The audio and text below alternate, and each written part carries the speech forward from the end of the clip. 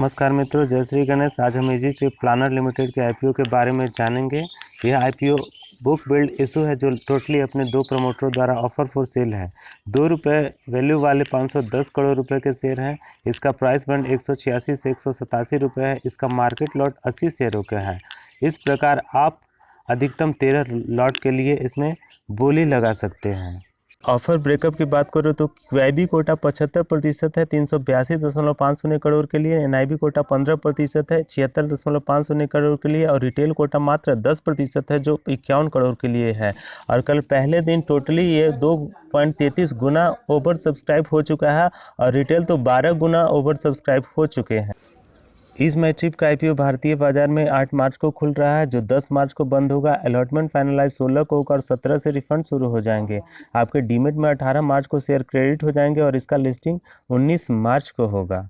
इस ऑफर का उद्देश्य कंपनी अपनी इक्विटी शेयर को सूचीबद्ध करा के इसका फायदा उठाना चाहती है और अपने ब्रांड को व्यापक पैमाने पर बढ़ाना चाहती है जिससे इसके मौजूदा शेयरधारकों को लिक्विडिटी का लाभ मिल सके। Easy trip planner limited Bharat की अग्रणी ऑनलाइन ट्रैवल एजेंसी है। यात्रा से संबंधित विभिन्न उत्पादों और सेवाओं के लिए एक व्यापक श्रेणी प्रदान करती है। एयरलाइन टिकट, रेल टिकट, बस ticket, taxi booking, holiday package यात्रियों के लिए उपलब्ध कराती है। यात्रियों को अपनी ओर आकर्षित करने के लिए यात्रा बीमा, वीजा प्रसंस्करण जैसी गतिविधियां भी संचालित करती है। 31 दिसंबर 2020 तक इसने अपने यात्रियों को 400 से अधिक एयरलाइनों तक पहुँच प्रदान की। भारत एवं पूरे विश्व में इसने अपने ग्राहकों के लिए 10,96,400 होटलों की बुक करने की सुविधा प्रदान की। अपने ग्राहकों को इसने भारत के सभी प्रमुख रेलवे स्टेशनों, सभी शहरों एवं बस बुकिंग, ट्रैवल बुकिंग की सेवा प्रदान की। क्रिसिल रिपोर्ट के अनुसार इज़माई ट्रिप सबसे बड़ी पहुंच वाली यात्रा उद्योग की कंपनी है। इस दौरान FY 2019 में राजस्व और यात्री गणना के संदर्भ में गो एयर और स्पाइस जेट ने इसे अपने शीर्ष स्तर पर अपने भागीदार के रूप में पहचाना। समय के साथ इसके ब्रांड की एक मजबूत पहचान उभरने लगी। इसके पास अपनी इन हाउस तकनीकी टीम है। ये सुरक्षित, उन्नत और स्केलेबल तकनीक विकसित करने पर ध्यान केंद्रित करती है और बुनियादी ढांचे और उच्च तकनीकी सॉफ्टवेयर पर काम करती है। कोविड-19 महामारी के प्रभाव से यात्रा मांग में काफ़ी कमी आई है। ग्राहकों को यात्रा करने की भावना और यात्रा करने की क्षमता में भी कमी आई है। इसके कारण भारत एवं विश्व में एयरलाइन कंपनियां, होटलें अपनी क्षमता से काफ़ी कम सेवाओं पर काम कर रहे हैं। कोविड-19 महामारी से व्यापक आर्थिक वातावरण और वित्तीय बाजारों में अस्थिरता बढ़ गई है। इसके प्रभाव से टिकट कैंसिलेशन में अभूतपूर्व स्तर पर वृद्धि देखी गई। सीमित स्तर पर नई हवाई यात्रा, होटल और हॉलीडे पैकेज बुकिंग हो रहे हैं।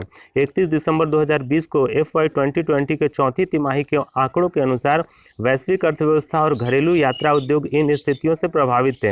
यद्यपि सरकार ने मई 2020 से धीरे धीरे तालाबंदी आदेश को वापस ले लिया, इससे तिमाही दर तिमाही महत्वपूर्ण घरेलू यात्रा की मांग में सुधार देखा गया।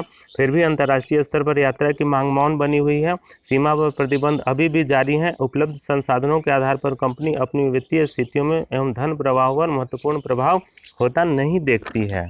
इस कंपनी के मजबूत पक्ष की बात करें तो यह भारत की उभरती हुई लीडिंग ऑनलाइन ट्रैवल एजेंसी है जो अपने ग्राहकों से कोई कन्वीनियंस फीस नहीं लेती।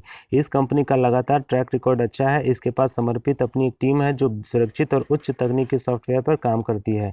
इसके वेबसाइट और मोबाइल एप्लीकेशन ग्राहकों को सुगमतापूर्वक कम खर्च में अपनी सेवा चुनने की आज़ादी देती हैं। यह कंपनी 3 विशिष्ट डिस्ट्रीब्यूशन चैनल के माध्यम से सेवाएं देती हैं जो B2C, B2E और B2B2C है। ये तीनों चैनलों के माध्यम से ग्राहकों तक पहुंचती हैं। इस कंपनी के कमजोर पक्ष की बात करें तो कोविड-19 आपदा से बुरी तरह प्रभावित उद्योग है। इसका असर कंपनी के कैश फ्लो पर पड़ा है। कंपनी के महत्वपूर्ण आय के स्रोत इसके वेबसाइट और मोबाइल एप्लीकेशन पर ग्राहकों एवं एजेंटों द्वारा हवाई यात्रा के लिए टिकट बुकिंग है। इसकी आय बुक किए गए टिकटों पर कमीशन और इंसेंटिव द्वारा होती है। किसी भी प्रकार का यात्रा प्रतिबंध इसके आय को बुरी तरह प्रभावित करता है। अगर कंपनी का क्वालिटी कमजोर होगा या इंटेलेक्चुअल प्रॉपर्टी को सुरक्षित नहीं कर पाया तो इसका असर कंपनी पर बुरा होगा। कंपनी की सफलता इसको व्यवस्थित बनाए रखने से है। इसके महत्वपूर्ण वित्तीय डाटा पर नजर डालते हैं तो 2019 से 2020 के दौरान इसके राजस्व में 39.44% की वृद्धि दर्ज की गई। इस दौरान इसका राजस्व 101.11 करोड़ से 140.98 करोड़ हो गया। इसका शुद्ध लाभ भी 6.61 करोड़ से 31.11 करोड़ हो गया। यह भारत की एकमात्र ऑनलाइन ट्रैवल एजेंसी है जो कोविड-19 के दौरान लाभ में रही। ईबिटा 12.28 से 43.36 हो गया। इसके राजस्व में कमी आई जो 100.11 करोड़ से 49.25 करोड़ हो गया। फिर भी ये कंपनी लाभ में रही। कंपनी के 3 सालों की सूचनाओं को देखने से लगता है कि 2018 से 2020 के दौरान इसके रेवेन्यू ग्रोथ -2 39.69 से 39.43 हो गया, जो काफ़ी उल्लेखनीय है। इसके अर्निंग पर शेयर 0.00 से 3.04 हो गए। मेरी राय में इसमें अच्छे लिस्टिंग गेन के लिए पैसा लगाएं, जो 1.5 गुना लिस्टिंग गेन देगा। और हाँ, अगर ये वीडियो आपको पसंद आया तो वीडियो को ज़रूर लाइक करें और चैनल को सब्सक्राइब करें।